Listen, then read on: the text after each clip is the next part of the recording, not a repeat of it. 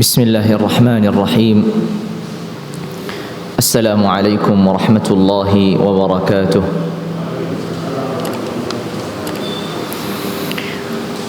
الحمد لله رب العالمين، حمدا يوافي نعمه ويكافئ مزيده، حمدا كثيرا طيبا مباركا فيه كما ينبغي لجلال وجهه وعظيم سلطانه، والصلاة والسلام على أشرف الأنبياء وإمام الأتقياء سيدنا وحبيبنا وقدوتنا محمد وعلى آله وصحابته ومن تبعهم بإحسان إلى يوم الدين، ثم أما بعد، فاللهم إنا نسألك بأسمائك الحسنى ونسألك اللهم بصفاتك العلى ونسألك اللهم باسمك الأعظم الذي إذا دعيت به أجبت وإذا سئلت به أعطيت، نسألك اللهم أن تغفر لنا ذنوبنا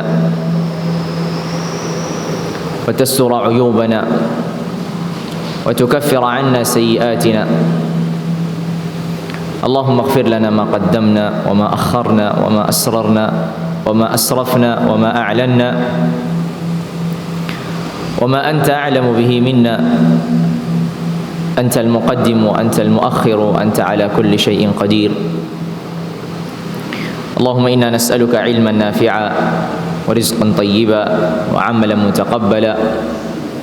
اللهم علمنا ما ينفعنا وانفعنا بما علمتنا وزدنا علما وعملا وهدى وتقا وصلاحا وإيمانا يا ذا الجلال والإكرام، إنك أنت على كل شيء قدير وبالإجابة جدير.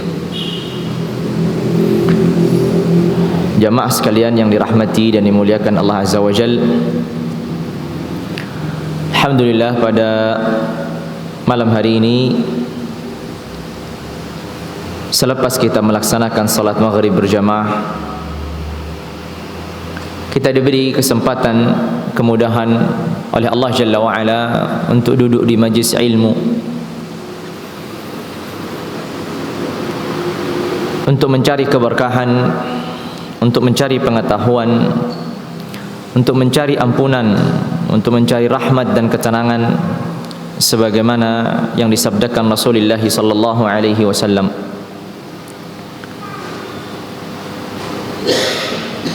Kajian kita pada malam hari ini melanjutkan kajian yang lalu, yang mungkin sudah berlalu lebih daripada 6 bulan yang lalu, tentang kisah-kisah sahabat-sahabat Rasulullah sallallahu alaihi wasallam. Dan pada waktu itu kita sudah memulainya dengan kisahnya Abu Bakar As-Siddiq radhiyallahu taala anhu ardah. Kita sudah memulai dengan kisahnya Abu Bakar As-Siddiq radhiyallahu taala anhu ardah. Dan kisah tentang beliau masih belum berakhir, karena masih banyak peristiwa kejadian yang beliau lalui, entah itu bersama Rasulullah sallallahu alaihi wasallam ataulah setelah Rasulullah sallallahu alaihi wasallam wafat.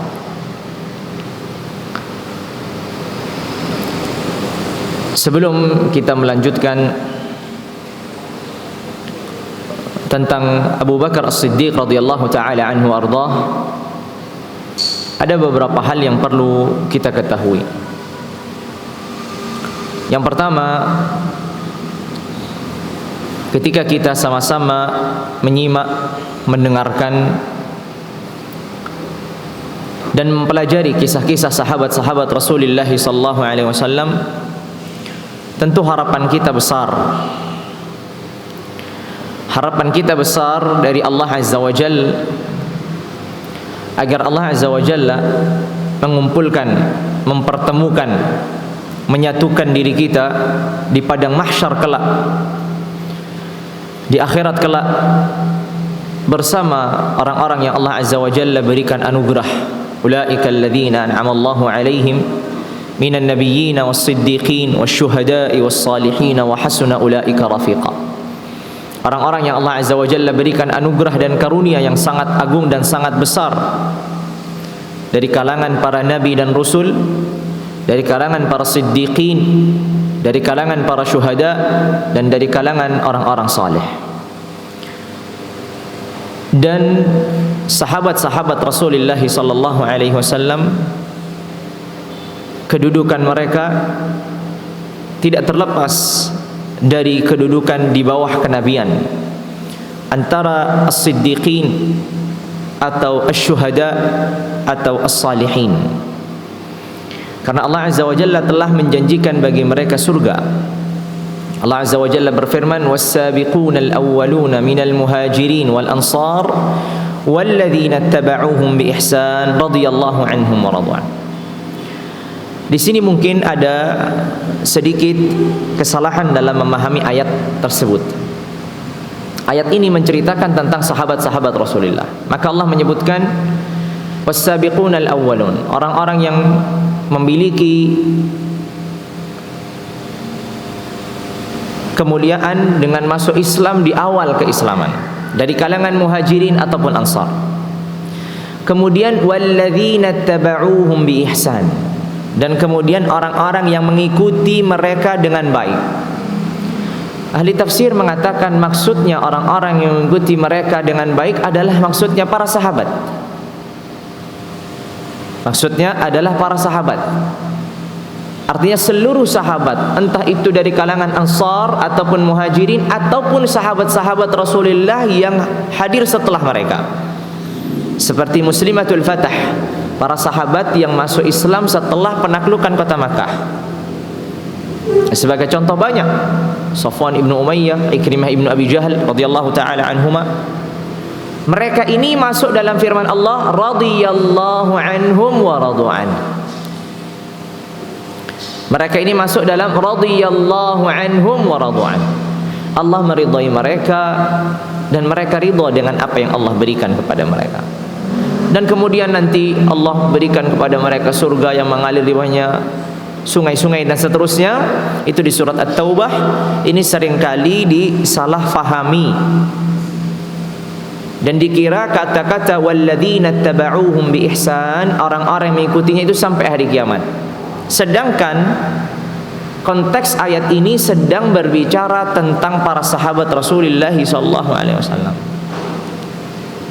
Makanya sehingga maksudnya radhiyallahu anhum wa radu'an wa 'adda lahum jannatin tajri tahtaha al-anhar ila akhir ayat, itu berkaitan tentang para sahabat-sahabat Rasulullah sallallahu alaihi wasallam.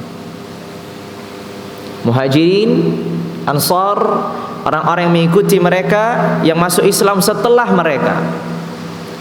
Dari kata-kata Muslimatul Fatah, dari kalangan Muslimatul Fatah atau yang selainnya.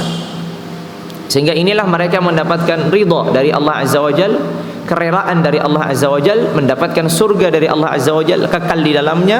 Ini maksudnya adalah para sahabat. Maka kembali lagi kedudukan para sahabat-sahabat Rasulullah sallallahu alaihi wasallam, entah itu yang mereka dari kalangan Muhajirin ataupun dari kalangan Ansar ataupun dari kalangan setelah mereka, tapi dari kalangan para sahabat, kedudukan mereka itu di bawah kedudukan kenabian. As-siddiqin, asy-syuhada, as-salihin. Ada mereka orang-orang siddiq seperti Abu Bakar As-Siddiq radhiyallahu taala anhu arda. Ada di kalangan mereka syuhada seperti kita mengenal Ja'far ibnu Abi Talib, Abdullah ibnu Abi Rawahah dan seterusnya. Ada pula kita mengenal orang-orang saleh di antara mereka. Sehingga inilah kedudukan para sahabat-sahabat radhiyallahu taala anhum arda. Harapan kita besar kepada Allah Jalla wa'ala ketika kita menyebut mereka, mempelajari tentang mereka, mendalami tentang sejarah mereka, ini menunjukkan dan membuktikan diri kita di sisi Allah bahwasanya kita benar-benar mencintai mereka. Dan agar cinta kita lebih dalam, agar cinta kita lebih kuat, tentu kita perlu mengenal mereka juga lebih dalam. Kita perlu mengenal mereka juga lebih dalam, lebih detail. Sehingga itulah harapan kita di hadapan Allah Azza wa Jalla. Semoga Allah Azza wa Jalla mengumpulkan kita seluruhnya bersama para sahabat-sahabat Rasulullah sallallahu alaihi wasallam. Hal yang kedua, ketika kita berbicara tentang sahabat-sahabat Rasulullah sallallahu alaihi wasallam dan keadaan mereka, peristiwa-peristiwa yang terjadi, kita hanya berbicara murni menguraikan sejarah. Sehingga kalau di sana nanti ada hukum-hukum yang berkaitan dengan keseharian diri kita yang mungkin ada kemiripan atau kesamaan, maka kita sekali lagi harus merujuk kepada ulama-ulama fikih yang mereka tugasnya mengambil hukum-hukum fikih melalui sejarah-sejarah atau athar-athar yang dinukilkan dari sejarahnya para sahabat radhiyallahu taala anhum. Kenapa demikian? Karena peristiwa-peristiwa yang terjadi pada zaman Rasulullah SAW, entah itu kejadiannya bersama Rasulullah atau kejadiannya setelah Rasulullah wafat, maka akan menyimpulkan atau menghasilkan suatu hukum. Dan hukum ini tidak boleh sembarangan orang menyimpulkannya, sehingga harus merujuk kepada buku-buku fikih agar pemahamannya tidak keluar dari apa yang dipahami para ulama radhiyallahu taala anhum wa ardhahum wa rahimahum ketika memahami tentang sejarah-sejarah yang ada. Kenapa demikian? Karena saat ini dalam tanda kutip semangat orang mengaji ilmu, mengembalikan segala sesuatu kepada sunnah Rasulullah sallallahu alaihi wasallam dan peristiwa-peristiwa para sahabat, sehingga banyak sekali para pengkaji yang hanya menyebutkan contoh-contoh dari peristiwa, kemudian mengambil suatu konsep atau mengambil suatu hukum tanpa merujuk kepada penjelasan penguraian para ulama, khususnya ulama fikih. Kalau itu berkaitan dengan hukum-hukum yang berkaitan dengan af'alul mukallafin atau perbuatan-perbuatan atau ucapan-ucapan orang-orang yang mukallaf, yang diberikan beban seorang muslim baligh akil dan seterusnya. Kenapa? Karena beberapa kali tanpa menyebutkan nama atau tanpa menyebutkan siapa, kadang kita mendengarkan suatu kajian tentang peristiwa-peristiwa sahabat yang terjadi pada zaman sahabat ataupun bahkan terjadi pada zaman Rasulullah SAW, kemudian diambil suatu hukum. Saya baru saja beberapa waktu yang lalu bertemu dengan beberapa kalangan para pendidik begitu. Kemudian salah satu hal yang saya utarakan pada waktu itu adalah pandangan pribadi saya, karena saya melihat ada hal yang salah begitu ketika kami tinggal di pondok. Kebetulan saya mengasuh pondok, menangani santri, kemudian mendapati keganjalan-keganjalan permasalahan dari santri-santri yang ini kemudian kami telusuri apa sebabnya. Ternyata salah satu sebabnya adalah santri tersebut itu kelamaan mondok. Salah satu sebabnya adalah santri itu kelamaan mondok. Dari semenjak mungkin TK atau SD, ini mohon maaf tanpa menyinggung siapapun gitu, karena mungkin anak Mas Sandi juga dari SD gitu ya. Dari semenjak TK ataupun SD sudah dipondokkan sampai kemudian SMA. Sejujurnya saya beberapa kali menemukan kasus, entah itu di pondok kami atau di pondok yang lain,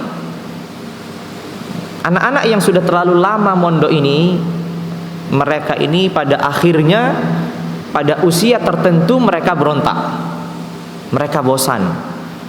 Ada hal-hal yang mereka belum pernah lakukan sebagai kesalahan yang seharusnya telah dilakukan orang di luar, kemudian mengambil pelajaran, akhirnya dilakukannya di masa yang salah. Ini terjadi beberapa kali, berulang kali, sehingga saya juga mengatakan mengapa sekarang ada banyak pondok-pondok yang menutup kelas khusus SD begitu untuk dipondokkan, mulai sekarang SMP atau SMA. Kemudian pada waktu itu ada seorang pendidik yang kebetulan memang saya tidak tahu sebelumnya beliau mengasuh pondok yang ada juga SD-nya begitu, ditinggal di situ. Kemudian beliau membawakan suatu kisah begitu. Dan ini untuk menguatkan sebenarnya, yaitu kata beliau, kalau seandainya hal demikian itu berdampak buruk kepada anak, maka tentu itu tidak terjadi pada Rasulullah SAW. Kenapa? Karena Rasulullah SAW semenjak bayi sudah dititipkan kepada Halimah Sa'diyah.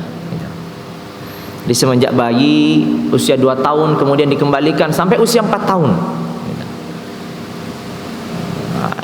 Kemudian maka ditarik kesimpulan, berarti kan sama ya, ibaratnya tidak bersama ibundanya, tidak bersama keluarganya, tapi dibawa jauh ke pedalaman desa untuk disusui dan dididik, kan begitu. Maka sehingga muncul pertanyaan yang mendasar. Seseorang yang belajar ilmu fikih atau usul fikih akan bertanya mendasar.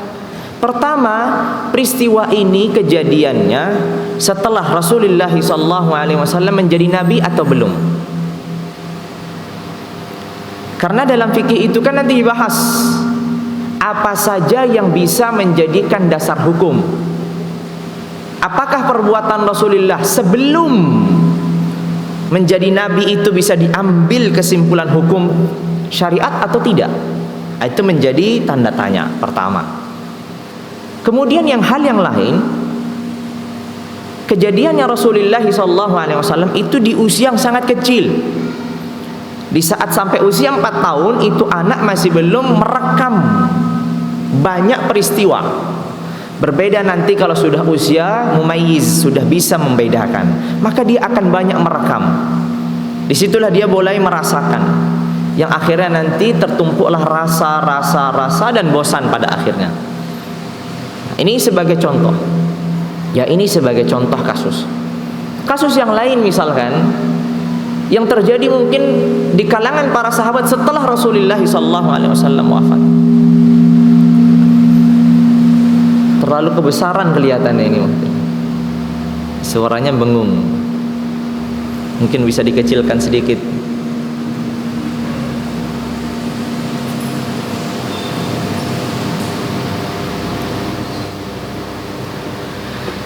Peristiwa yang lain yaitu adalah kejadian setelah Rasulullah SAW wafat. Apa yang terjadi? Yang terjadi setelah zamannya Abu Bakar As-Siddiq radhiyallahu taala anhu ardah, setelah zamannya Umar Ibn Al-Khattab radhiyallahu taala anhu ardah, datang zamannya Uthman ibn Affan, Al-Khalifatul Rashid Al-Thalith, yang ketiga. Pada zamannya Uthman ibn Affan radhiyallahu taala anhu arda, kita mengenal di sana Jumat itu diadakan 2 kali azan. Dan ini diwariskan sebenarnya sampai saat ini. Yang paling tampak adalah kalau kita berangkat haji ataupun umroh akan tampak itu. Jadi memang azan di haram Makkah ataupun Madinah 2 kali azan ketika Jumat itu sudah diwariskan semenjak zamannya Utsman, turun temurun begitu, nggak pernah berubah. Ini sebagai contoh. Kasus yang seperti ini harus dipahami hukum secara fikih, sehingga tidak bisa kita memahami secara terputus dari konteks-konteks yang lain dan pemahaman ulama yang lain, kemudian kita kesimpulkan secara pribadi. Ini sebagai contoh yang lain. Contoh yang lain adalah suatu saat saya ditanya, saya mengisi kajian di waktu subuh, bapak-bapak, ibu-ibu, tentang hukum-hukum yang berkaitan tentang salat. Tiba-tiba ada seorang ibu-ibu bertanya tentang masalah sholawat di dalam sholat. Jadi yang benar itu seperti apa Ustadz? Sholawat itu dalam sholat itu apakah Allahumma salli ala Muhammad atau Allahumma salli ala Sayyidina Muhammad? Begitu. Karena Rasulullah itu mengajarkan kepada para sahabatnya dengan ajaran yang kita kenal dengan salat Ibrahimiyah itu. Allahumma salli ala Muhammad wa ala ali Muhammad kama shallaita ala Ibrahim wa ala ali Ibrahim fil alamin, sampai terakhir itu. Dan di situ tidak ada tambahan Sayyidina. Sehingga menjadi tambahan Sayyidina ini bermasalah karena Rasulullah tidak mengajarkannya. Ini sekali lagi, hal-hal yang demikian ini harus benar-benar merujuk kepada ulama fikih ketika membahasnya. Karena kita harus bedakan antara semangat kita dalam kembali ke atas sunnah Rasulullah SAW. Tentu itu perlu diapresiasi, perlu didukung, perlu dimotivasi. Tapi semangat yang sama juga harus dibatasi. Jangan sampai semangat ini justru melampaui batasnya, sehingga memahami konteks sejarah atau suatu peristiwa dengan pemahaman yang salah. Ini sebagai contoh. Makanya kalau kita ditanya misalkan peristiwa untuk sebagai urutan dari tadi salawat tadi, Rasulullah SAW pada Sulhul Hudaybiyah, pada peristiwa perdamaian Hudaybiyah yang kita kenal, Rasulullah akan pergi umrah, kemudian dihadang sama kufar Quraisy, kemudian terjadilah negosiasi, akhirnya berujung pada perdamaian. Di situ perdamaian antara Rasulullah dan perwakilan Quraisy yang bernama pada waktu itu Suhail bin Amr. Kemudian masuk Islam radhiyallahu anhu arda. Kemudian hari masuk Islam, tapi pada waktu itu masih dalam keadaan kufur. Di situ tertulis bahwasanya perjanjian ini perjanjian antara Muhammad bin Abdullah atau Muhammad Rasulullah dan Suhail bin Amr. Maka kemudian Rasulullah SAW ditanya oleh Suhail. Kata Suhail bin Amr yang pada waktu itu masih kufur, "Ya Muhammad, kalau kami itu meyakini engkau sebagai Rasulullah, untuk apa kami melakukan perdamaian?" Maka saya minta kalimat Rasulullah itu dihapus. Dan pada waktu itu yang juru tulisnya adalah Ali bin Abi Thalib, karena kita mengenal Rasulullah tidak menulis dan tidak membaca. Ini sebagai dalil lain, bahwa Rasulullah tidak menulis dan tidak membaca. Rasulullah merintahkan Ali, dan Rasulullah tidak tahu mana tulisan Rasulullah itu. Kemudian Rasulullah memerintahkan kepada Ali. Ini perlu direnungi baik-baik. Rasulullah memerintahkan kepada Ali. Kata Rasulullah, "Ya Ali, hapuslah kata-kata Rasulullah." Ali radhiyallahu taala anhu warḍah menolak. Lihat, menolak perintahnya siapa? Perintahnya Rasulullah. Pertanyaannya, apakah Ali tidak menyadari firman Allah Azza wa Jalla, "Falyahdharil ladzina yukhalifuna an amrihi an tusibahum fitnatun aw yusibahum adzabun alim." Maka hati-hatilah orang-orang yang menyelisih perintahnya, mendapatkan siksa, mendapatkan bala, mendapatkan musibah. Apakah Ali tidak menyadari itu? Tentu Ali menyadari. Rasulullah SAW mengatakan, "Hapus ya Ali." Kata Rasulullah, tidak. Kalau begitu kata Rasulullah, tunjukkan di mana letaknya Rasulullah. Ini menunjukkan masa Rasulullah tidak bisa membaca.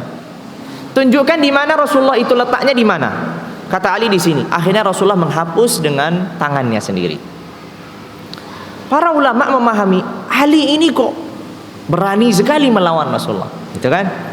Maka jawabannya adalah Ali di sini sedang melakukan yang disebut dengan maqamul adab. Sikap yang beradab kepada Rasulullah. Dan ini sering dibahas dalam fikih. Sikap beradab atau sikap mengikuti. Kalau dalam fikih nanti ada namanya maqamul ittiba' atau maqamul adab. Mana yang lebih didahulukan? Apakah kita cukup mengikuti sunnah Rasulullah begitu saja seperti datangnya, ataukah juga kita ini perlu beradab kepada Rasulullah? Kalau Ali bin Abi Thalib radhiyallahu taala anhu mengedepankan sikap mengikuti Rasulullah, apa yang akan dilakukan? Akan dihapus. Tapi Ali di sini mengedepankan apa? Maqamul adab. Beradab sama Rasulullah, menundukkan Rasulullah sebagai nabi dan orang yang mulia. Enggak mungkin Ali menghapus kata-kata Rasulullah, karena Ali meyakini Muhammad itulah Rasulullah, dan menghapus kalimat Rasulullah itu berat bagi Ali. Seakan-akan menghapus keyakinan yang tertanam dalam hati. Sehingga Ali mengedepankan apa? Maqamul adab.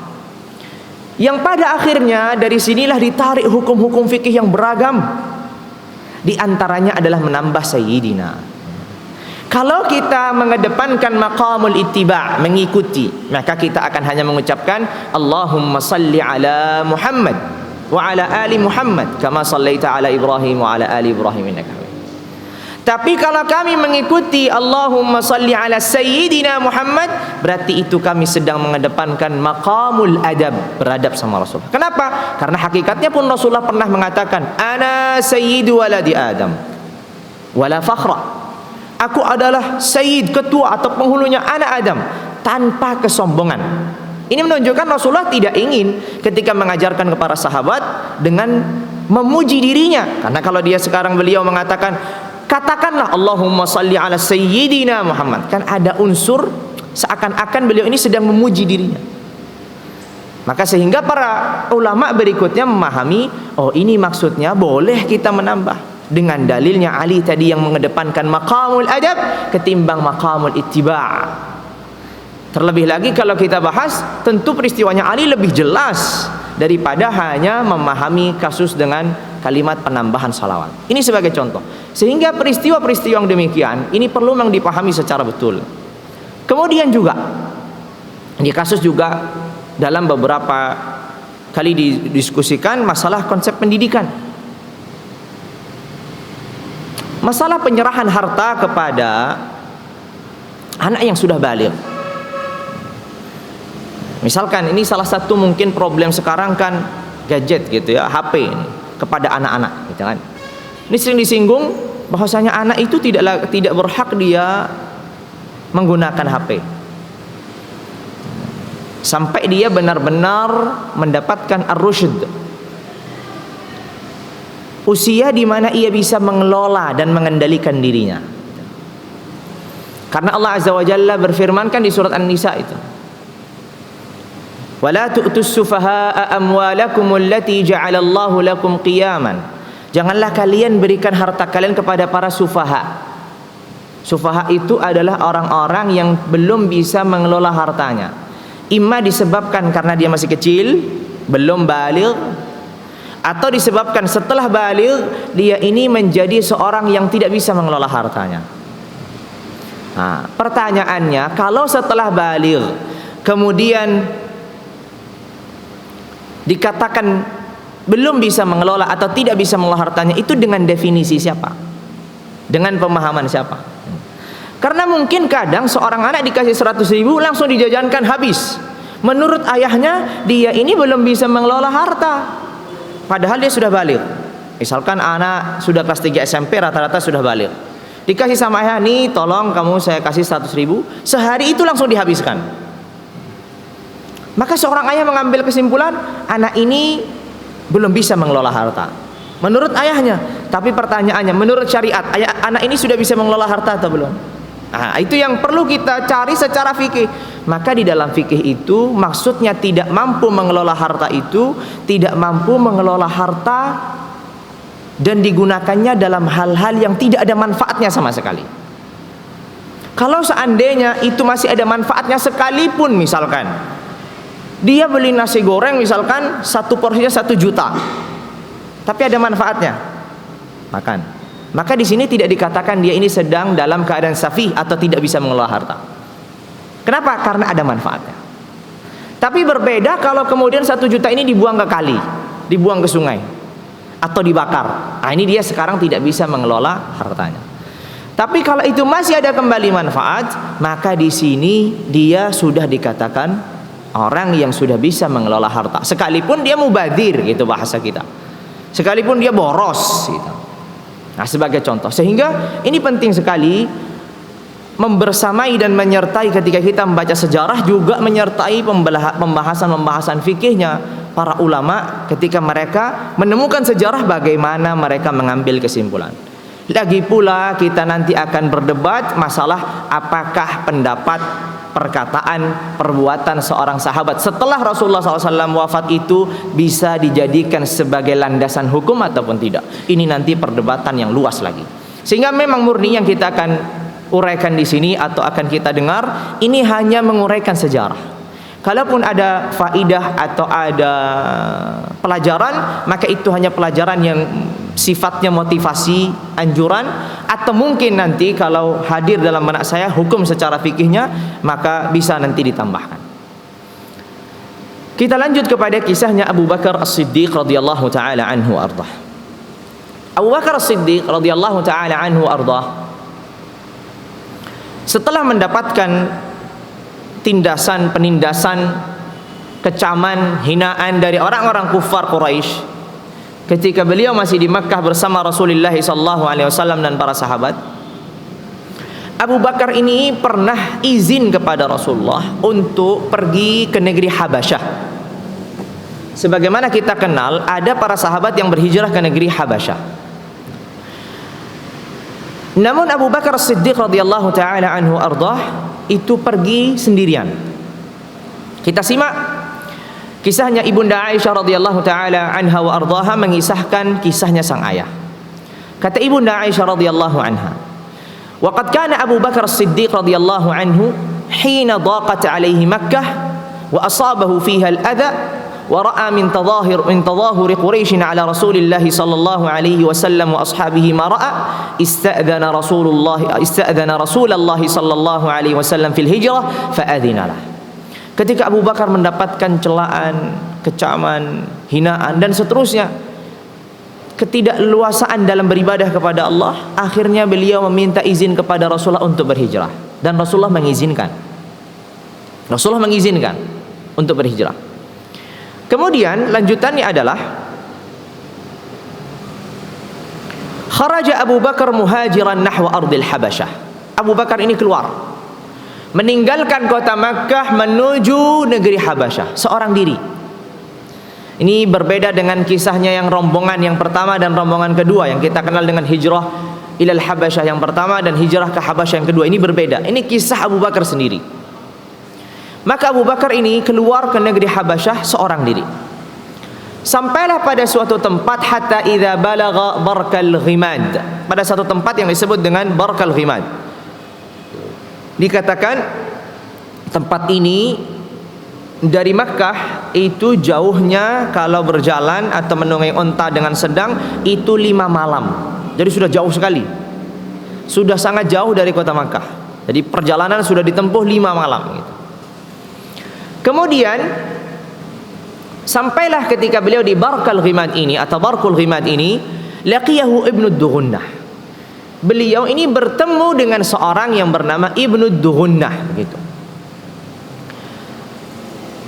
Dan Ibnu Dughunnah ini seorang Sayyidul Qarah atau Qarah, seorang ketua kaumnya, seorang ketua kabilah di antara keluarganya.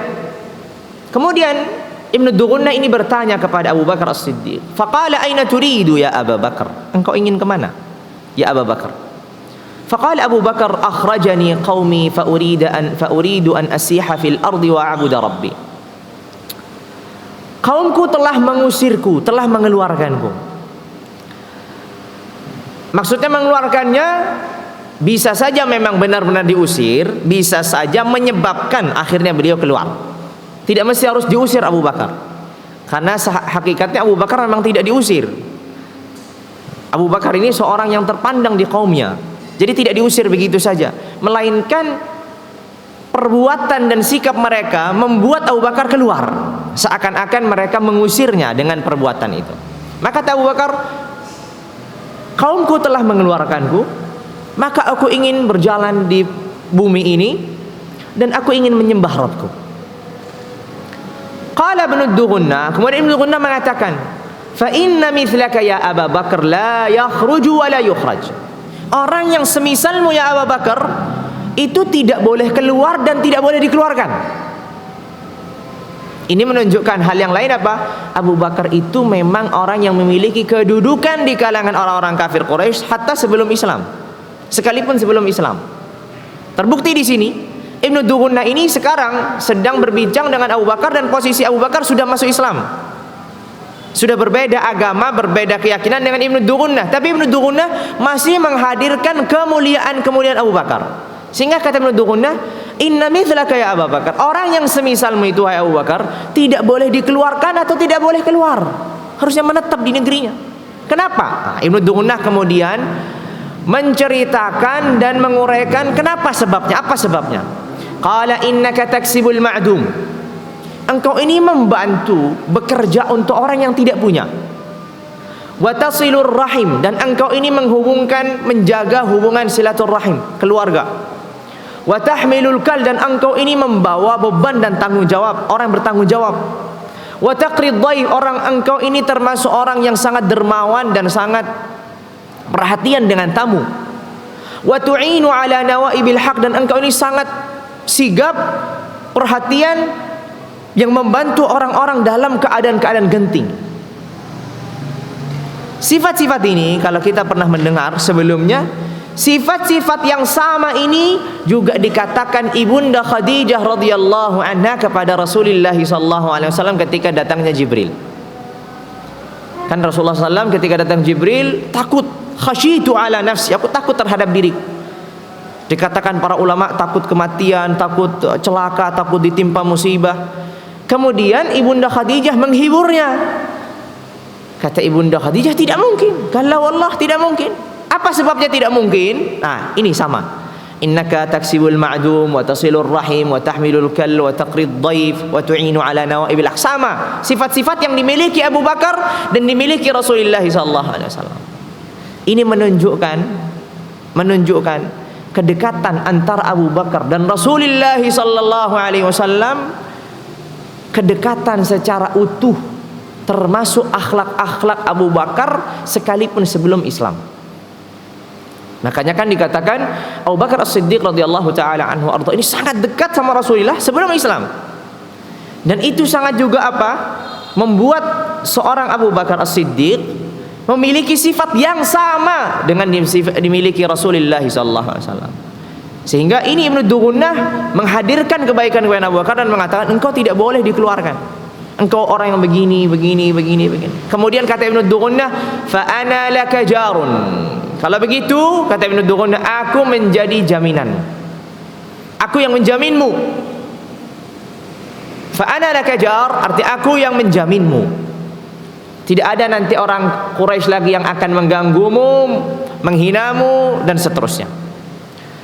Qala irji' wa'bud rabbaka bi baladik.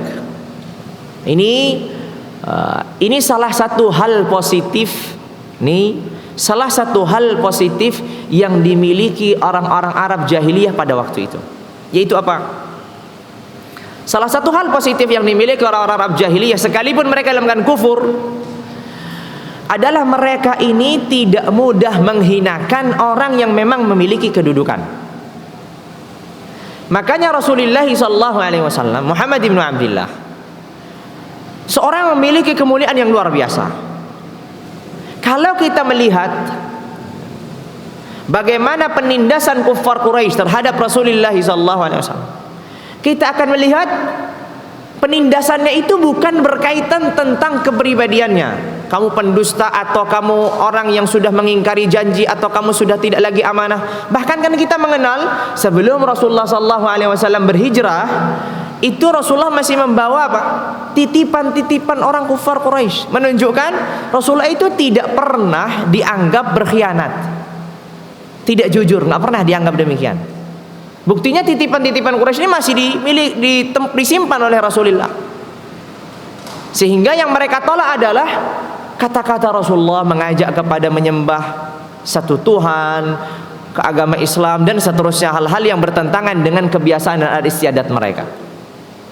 Ini hal positif yang dimiliki jahiliyah pada waktu itu. Ketika Ketika orang yang memiliki kedudukan itu tidak boleh dilecehkan begitu saja. Dan juga positif yang lain adalah ketika salah satu di antara mereka telah menjamin keselamatan seseorang, sekalipun seseorang ini musuh mereka, maka mereka ini menghargai jaminan itu.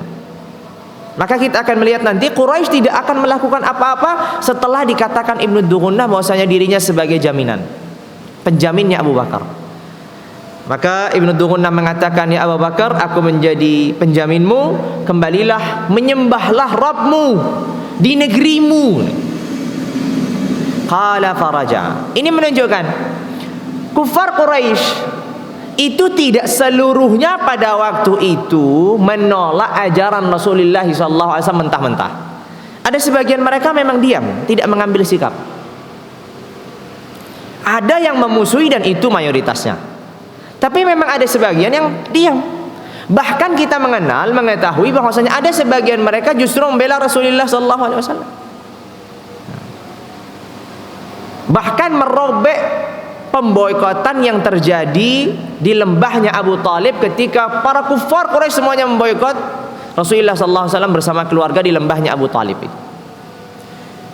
Lalu kemudian qala wartahala ma'ahu ibnu Duhunnah. Kemudian ibnu Duhunnah kembali bersama Abu Bakar. Fatafa ibnu Duhunnah 'ashiyatan fi ashraf Quraisy faqala lahum inna Abu Bakrin la yakhruju mithlahu wa la yukhraj.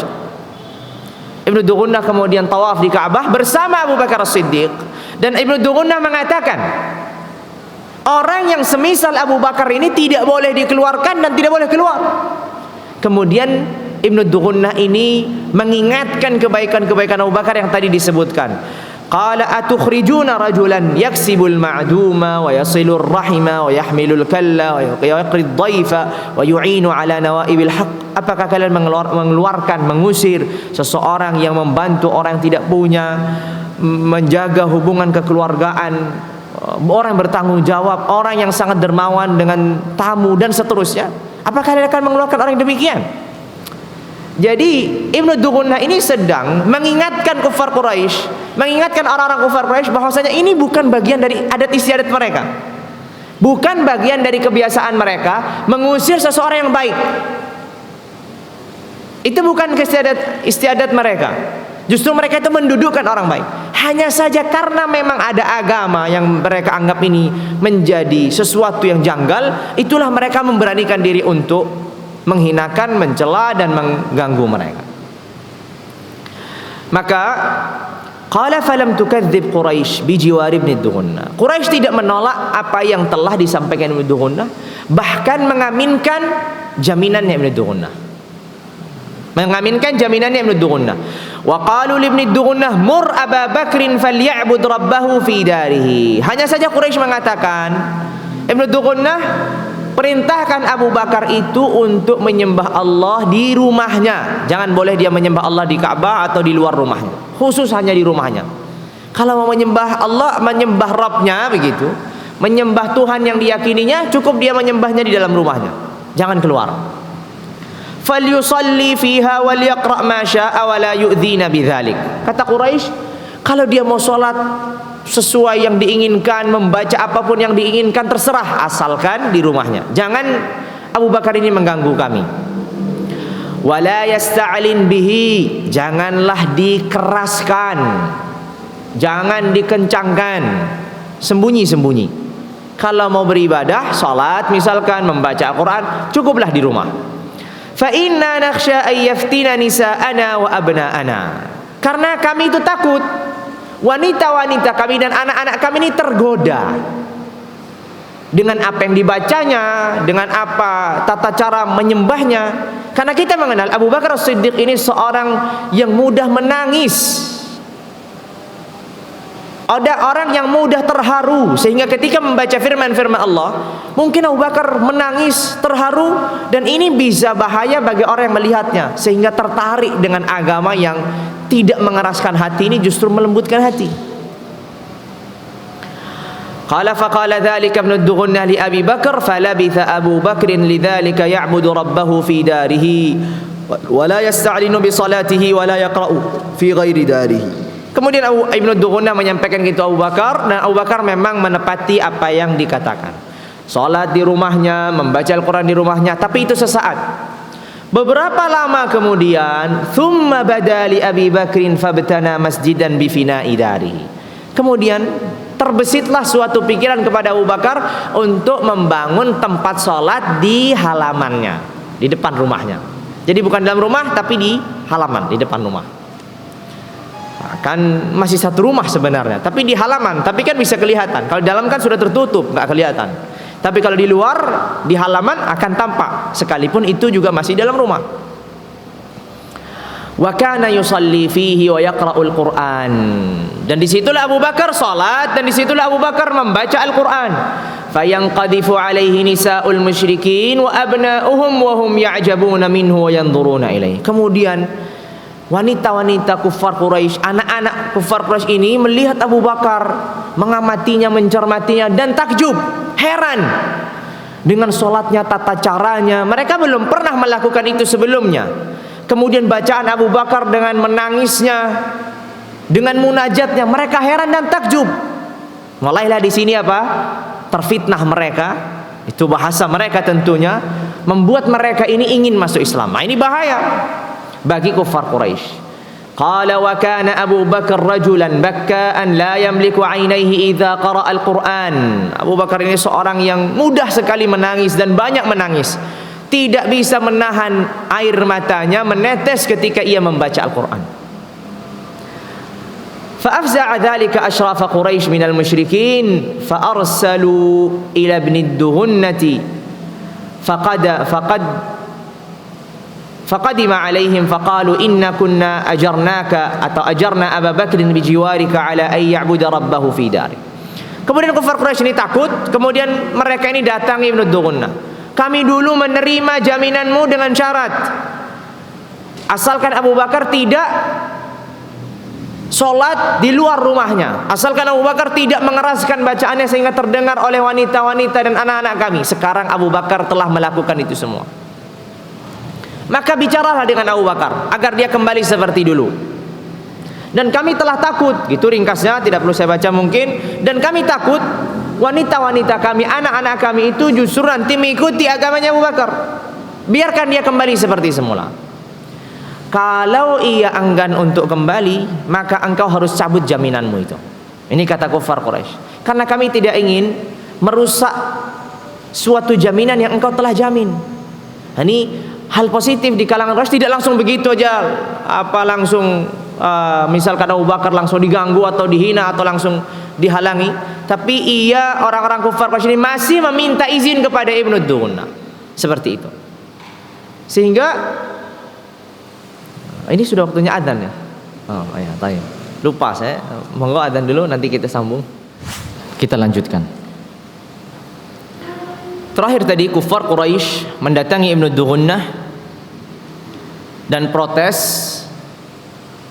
tentang apa yang dilakukan Abu Bakar As-Siddiq radhiyallahu taala anhu ardhah, dan meminta Ibnu Dughunah untuk menyampaikan itu kepada Abu Bakar. Andai Abu Bakar tidak menurutimu wahai Ibnu Dughunah, maka sudah, batalkan saja, cabutlah jaminanmu, katakan kepada kami, sehingga kami bisa bersikap, sehingga kami bisa bertindak tanpa harus merusak kehormatanmu dan kedudukanmu. Maka kemudian Ibnu Dughunah datang kepada Abu Bakar As-Siddiq radhiyallahu taala anhu ardhah, menyampaikan apa yang dikatakan Quraisy. Menyampaikan apa yang dikatakan Quraisy.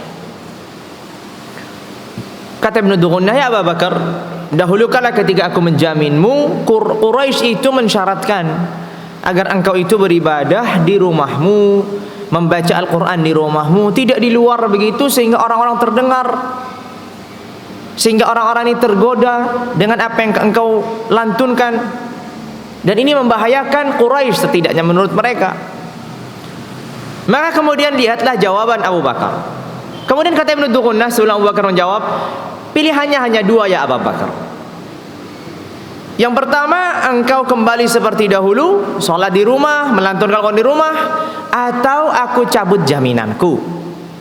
Karena aku tidak bisa lagi menjamin, karena Quraisy tidak ingin merusak kehormatanku atau kedudukanku dengan mengganggumu padahal engkau masih dalam jaminanku.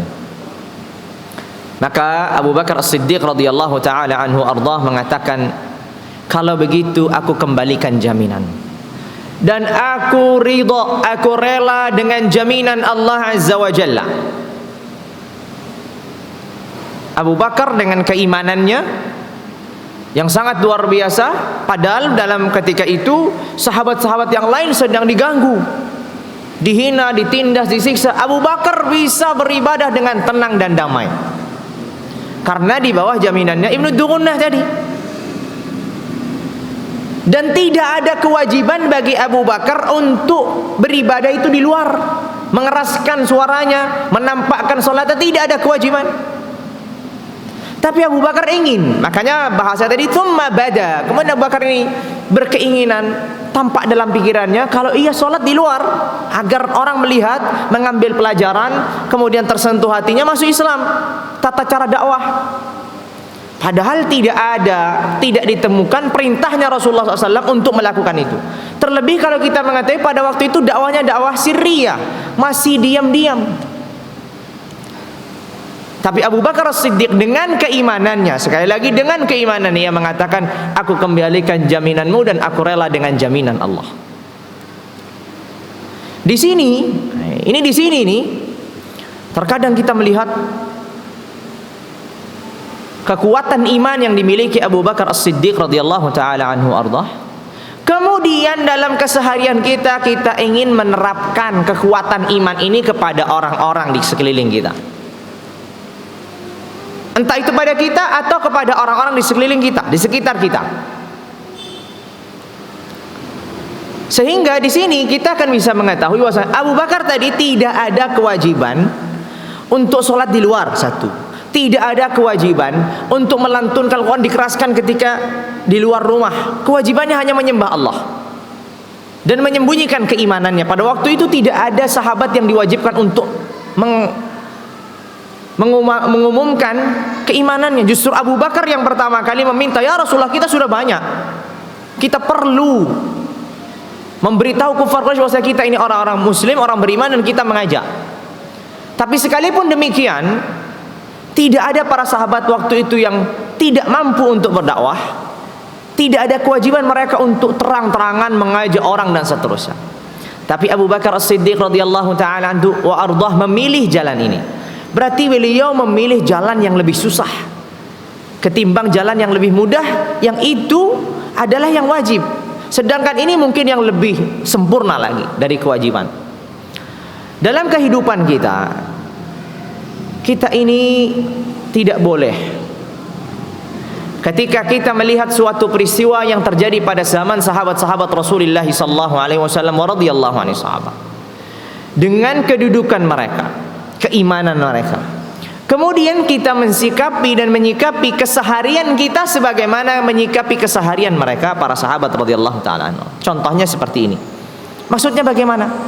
Kalau seandainya kita ingin mengambil suatu sikap yang tegas dengan penuh keimanan, dan kita yakin begitu sebagaimana Abu Bakar ini yakin dengan jaminan Allah, dan tidak ada masalah, rela sekalipun dibunuh, rela sekalipun diambil seluruh hartanya, tapi dia tidak akan pernah keluar dari Islam, siap? Seperti Abu Bakar, siap, sudah tahu konsekuensinya. Mungkin akan terbunuh, mungkin akan terusir, mungkin akan terjadi pertikaian di antara keluarganya dan seterusnya. Tapi Abu Bakar sudah siap, karena ia sudah siap dengan jaminan Allah. Ia sangat yakin dengan apa yang Allah Azza wa Jalla janjikan. Sedangkan diri kita ini terkadang masih setengah hati. Jangan sampai kita mengambil sikap untuk diri kita sebelum untuk orang lain. Untuk diri kita sebelum orang lain. Kita masih setengah hati, lalu kemudian kita beranikan diri. Setelah kita memberanikan diri, datanglah konsekuensi hukum yang berat, akhirnya kita kembali. Ini menjadi masalah dalam beragama. Abu Bakar Siddiq melakukan itu dengan keyakinannya. Dia sudah rela nyawanya hilang. Dia tidak akan pernah kembali daripada keislaman yang sudah diyakininya. Sehingga dengan keberanian ini dan keyakinan ini, Abu Bakar As-Siddiq memiliki hak untuk melakukan itu. Kalau ada di antara kita dalam keseharian, dalam hukum apapun, kita memiliki keyakinan ini, maka silahkan. Sekalipun akan menghilangkan nyawanya, sekalipun akan mungkin membuat dirinya terusir, membuat dirinya dikucilkan, dan seterusnya, dengan pertimbangan dan jawaban tentunya serta arahan para ulama rahimahumullah. Karena kalau Abu Bakar mengambil sikap demikian, Abu Bakar Siddiq seorang alim sebelum ia mengambil sikap ini aslan. Sedangkan kita ketika mengambil sikap yang mungkin mirip, kita perlu arahan, kita perlu bertanya kepada orang alim sehingga bisa memberikan kita suatu pandangan. Sekalipun itu nanti kemudian pandangan itu memberatkan kita dan kita sudah mantap, silahkan, asalkan kita sudah merujuk kepada para ulama tadi. Kalau Abu Bakar As-Siddiq radhiyallahu taala anhu arda, tidak perlu Karena dalam sikap yang demikian, ia sudah siap untuk segalanya, dan ia seorang alim, seorang ulamanya dari kalangan para sahabat. Karena dikatakan a'lamun nas atau a'lamus sahabat itu Abu Bakar, orang yang paling alim di kalangan para sahabat Abu Bakar. Dan keilmuan Abu Bakar, kefakihan Abu Bakar itu tampak dalam keadaan-keadaan genting. Orang yang berilmu itu akan tampak dalam keadaan-keadaan yang genting, akan tampak kepandaiannya, akan tampak cara berfikirnya dan seterusnya. Itu dalam keadaan dan bersikap yang sangat darurat sehingga ia bisa mengambil sikap yang benar. Nah, Abu Bakar ini tampak buktinya ketika peperangan Riddah. Di saat para sahabat semuanya takut, ya Abu Bakar, kita perlu menyatukan barisan dulu di dalam Madinah, baru kita menyerang di luar, kita takut terjadi itu. Abu Bakar mengatakan tidak. Sampai Umar yang menghalangi Abu Bakar. Kita bisa bayangkan, Umar ini orang yang sangat tegas dalam hal-hal yang begitu.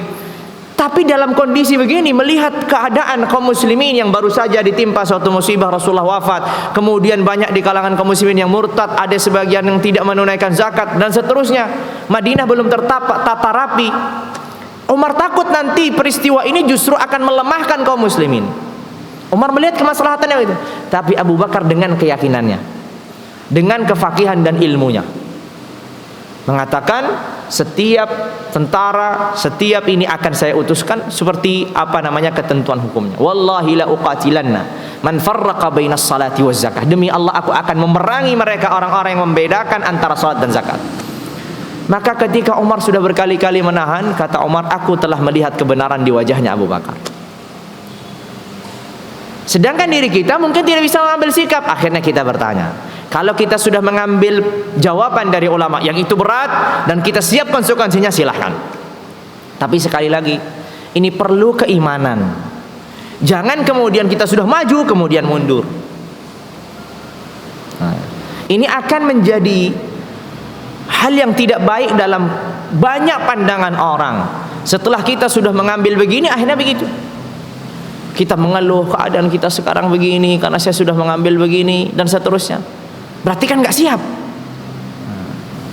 Makanya sehingga ini hal yang salah satunya mungkin kita perlu perhatikan. Abu Bakar dan kita. Apalagi kalau kita menyikapi orang lain. Ini penting sekali. Karena apa? Karena seringkali kita boleh jadi kita ini demi menjaga agama kita mengambil hal yang lebih berat. Kita mengambil hal yang lebih terjaga. Tapi kita tidak bisa mewajibkan setiap orang beragama itu seperti kita. Kalau kewajiban, kita semua tahu itu kewajiban. Tapi di sana ada hal-hal yang wajib dan lebih wajib. Ada di sana hal-hal yang wajib dan ada hal-hal yang sunnah.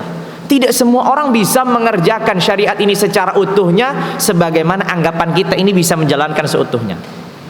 Sehingga kita harus bersikap yang berbeda. Makanya sekali lagi, kalau seandainya kita ingin bersikap kepada diri kita sendiri, tidak masalah kita bersikap dengan demi menjaga kehati-hatian dalam beragama, kita mengambil yang berat-berat. Tapi konsekuensinya kita tadi siap. Dan jangan juga melampaui batas tidak sesuai dengan arahannya para ulama.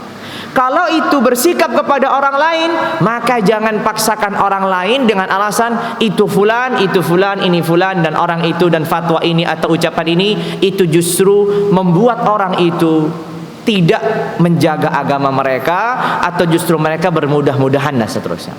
Sebagai contoh kasus yang mungkin kalau di Indonesia ini jarang begitu, tapi kami merasakan itu mungkin di negara-negara Arab. Perdebatan yang panjang ini sebagai mungkin penutup begitu ya, atau masih lanjut? Nah, gimana Pak? Pak Toyo gimana? Lanjut? Nah, jadi salah satu permasalahan yang diperdebatkan adalah hukum sholat berjamaah di masjid. Ini sebagai salah satu contoh. Ada yang mengatakan ulama itu berbeda pendapat. Ada yang mengatakan fardu ain, ada yang mengatakan fardu kifayah, ada yang mengatakan sunnah muakkadah. Kan ada tingkatannya. Sekali lagi, kalau kita ingin mengambil kehati-hatian dalam beragama, kita nggak perlu lihat 3 tingkatan itu. Yang penting kita menjaga sholat berjamaah di masjid, kan selesai. Tapi itu untuk diri kita, untuk diri kita. Dan kalau kita sudah meyakini fardu ain, berarti kita harus siap konsekuensinya. Dan itu kita harus tahu juga. Kita fardu ain, habis itu kita terlambat. Habis itu, oh itu kan ada ulama juga mengatakan fardu kifayah. Sekali lagi, kan itu nanti akhirnya mencabut seperti apa yang dikatakan tadi di Abu Bakar tadi. Nggak siap dengan konsekuensi hukum. Nggak ada keyakinan yang teguh dalam hati ini. Ketika ada kesalahan, kemudian ada perkataan ulama yang lain. Jadi memberikan alasan untuk dirinya. Maka kalau seandainya kita sudah bersikap, oh ya, saya bersikap untuk saya mengambil kehati-hatian, ayo silahkan jaga sholat berjamaah di masjid dan seterusnya, terlepas apa keyakinan kita. Kalau kita nanti sudah yakin dengan itu fardu ain, ya berarti seperti Abu Bakar tadi, mengambil sesuatu yang berat dalam beragamanya, tapi harus siap konsekuensi hukumnya. Artinya kalau nanti tertinggal, artinya kalau apa, nanti ada dosa. Sholat sendirian bagi orang itu hukumnya berdosa, kan begitu, ketika tanpa udzur.